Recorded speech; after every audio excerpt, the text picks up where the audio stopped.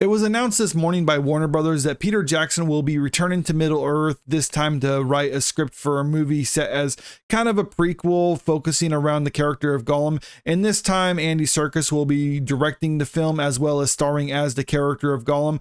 They're targeting 2026 debut, which I think is kind of early considering where we're at in the production phase, or at least what they're saying. But also I have some opinions on what I think the story will be about, because plot details are kind of slim at this point. But let's look at this article and see what they have to say.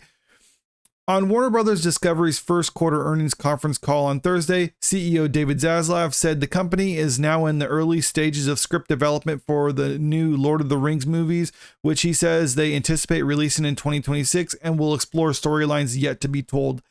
And you see, like the other movies, the Hobbit movies, those took several years to develop, and they say they're in the early stages of the script development. So I think 2026 is a bit ambitious, but this is Warner Brothers earnings call, so they're trying to kind of put their best foot forward with this. I think that's probably going to get pushed back, all likelihood.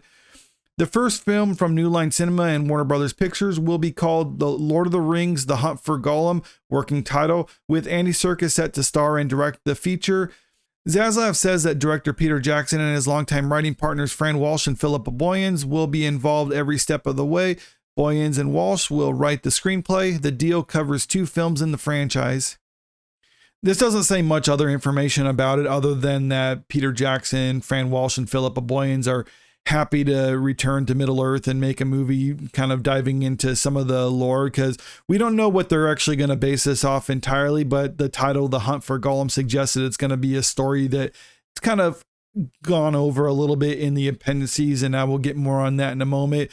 Andy Serkis is someone that a lot of people don't realize was actually a second unit director on the Hobbit movie. So it's not like he's unfamiliar with this sort of thing. And of course, he's familiar with the character of Gollum.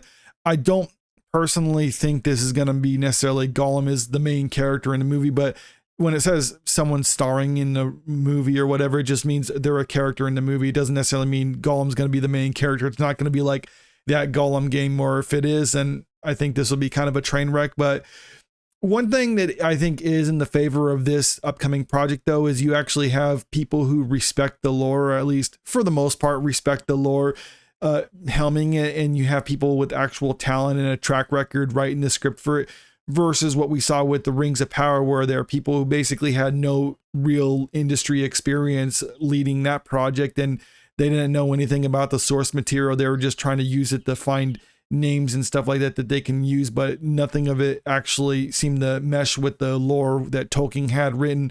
So I think this is going to be based off of some of the appendices in the Lord of the Rings, because there previously was a fan-made film based off of the appendices titled The Hunt for Gollum, and that's why I just immediately thought about this. If you haven't seen that, I'll leave a link to that video in the description of this video so you can check it out yourself. But basically, just kind of to sum it up, the plot of that is, after Gandalf suspected that Frodo had the One Ring, he tasked Aragorn with trying to find Gollum because he knew Bilbo got the ring from Gollum. And then during that time frame, Gollum is captured in Mordor and tortured. And then after he was released, Aragorn later finds Gollum and he sends him to Mirkwood so Gandalf can question him in order to try to figure out what he actually told Sauron. In the movie, that's how Gandalf knew that Gollum told him about the location of the Shire in Baggins, so that's why Frodo sets out to leave. Here's how the timeline goes. In the year 3001, Bilbo's farewell feast, Gandalf suspects his ring to be the One Ring. The guard on the Shire is doubled. Gandalf seeks for news of Gollum and calls on the help of Aragorn. A year later, Bilbo becomes a guest of Elrond and settles in Rivendell. 2 years after that, Gandalf visits Frodo in the Shire and does so at intervals during the next 4 years. And this is something that people who just watch the movies don't seem to understand, because from the time that Frodo inherits the ring until the time he eventually sets out to go to Rivendell was a number of years. It makes it seem like it was maybe a couple weeks, couple months at most, but it really was a longer period of time. The movie just kind of compacts everything just for the sake of storytelling. In the autumn, that's the year 3008, so 7 years after Bilbo's farewell feast, Gandalf pays his last visit to Frodo. A year after that, Gandalf and Aragorn renew their hunt for Gollum at intervals during the next 8 years. Then it says here, at some time during these 8 years, Gollum himself ventured into Mordor and was captured by Sauron. 3017, Gollum is released from Mordor. He is taken by Aragorn in the Dead Marshes and brought to Thranduil in Mirkwood. Gandalf visits Minas Tirith and reads the scroll of Isildur. And this is kind of what the movie really just doesn't go into any of this stuff right here, because basically there's Bilbo's farewell feast. Frodo gets the ring.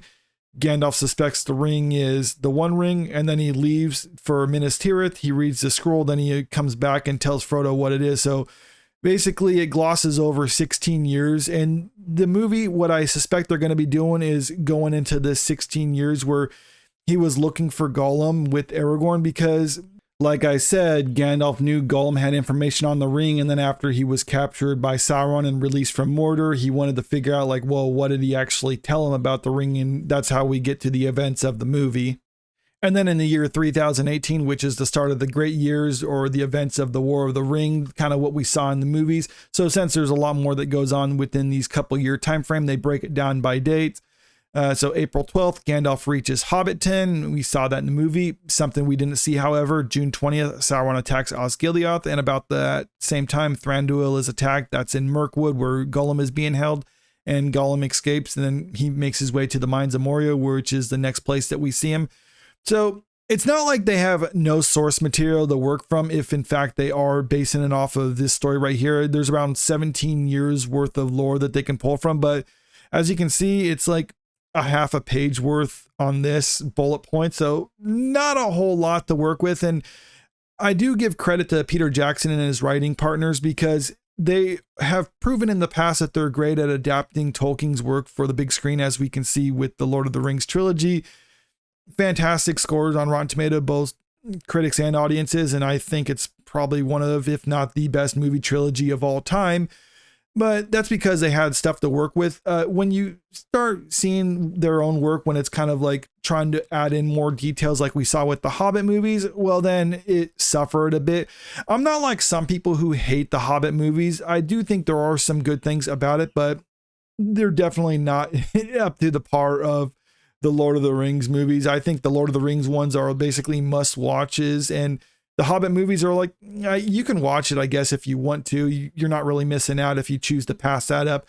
And I think that's what's going to happen with this upcoming Gollum movie, or the Hunt for Gollum. I think it's really just going to be kind of along this line, because a lot of it is them just kind of creating it themselves. And I'm not saying they're not creative writers, but they're kind of operating within a framework that I don't think they're necessarily shining in that. Also, it kind of gets into a little bit muddy, where I don't know what they're going to be doing with the casting, because obviously Andy Serkis can play Gollum because it's a CG character, but I don't know if you could bring back, well, I mean, yeah, you could probably bring back Ian McKellen to play Gandalf. Cause I mean, even though he's old, I think he'll still be fine for the role. Viggo Mortensen as Aragorn.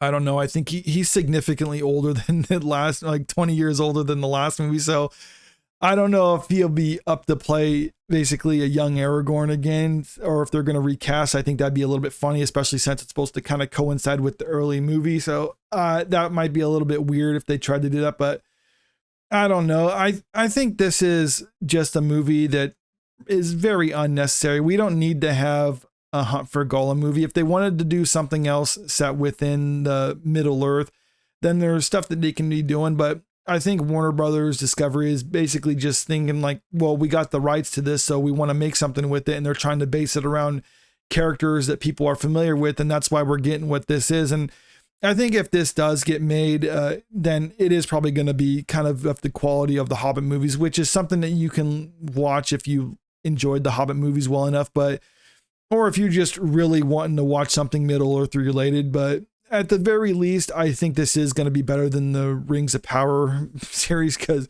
at least the people who are making this upcoming movie, The Hunt for Gollum, are people who actually respect the source material, unless they're just going to try to use this as an opportunity to shoehorn in some political agenda. Well, then at that point, it's just dead on arrival. But if they're going to try to be respectful to Tolkien and the source material, then I think at the very least, it'll just be a throwaway, nothing great, but maybe nothing too terrible either. But let me know what you think about all this in the comment section below. Do you think this is going to have the potential to be something decent, or do you think it's just going to be something that you should just pass up, or it's unnecessary? Because that's kind of what I'm leaning towards right now. And if you haven't already, make sure you click that subscribe button if you want to stay up to date with the latest entertainment news.